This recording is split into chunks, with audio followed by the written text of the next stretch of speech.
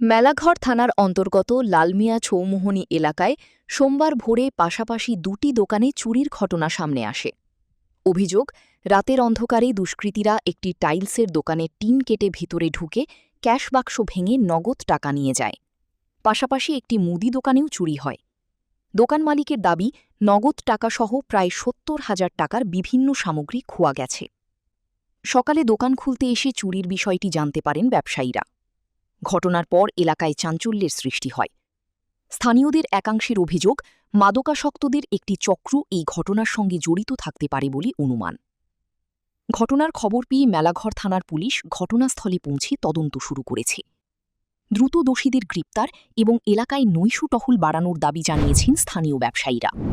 তো কিছুদিন যাবতে চুরি হইতেছে, শাটারের লক ডুপ্লিকেট করে লেছে। এরপরে দিয়া আমি এক্সট্রাভাবে এই সুকেনসার দোকান থেকে 3টা তালা আনছি, বড় তালাটি। এই দেখেন, এই তালাটি আনছি, আনার পরে লাগাইছি। এরপরে দিয়া তালার জায়গা তালা রয়েছে। শাটারের লক ভাঙ্গে সেরা ঢুকছে, ঢুকে সেরা প্রায় ৭৭,০০০ টাকা মাল হয়ে গেছে।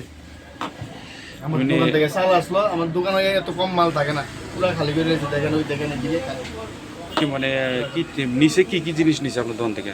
ওই তেলের ফিটি নিচে, চাল নিচে, একটা গাড়ি বা কিছু একটা আনছে, টমটম বা ঠেলা একটা কিছু আনছে। কারণ এটি ভাঙনে অনেক কিছু যন্ত্র লাগে এটি ভাঙতে। Bureau report, news now.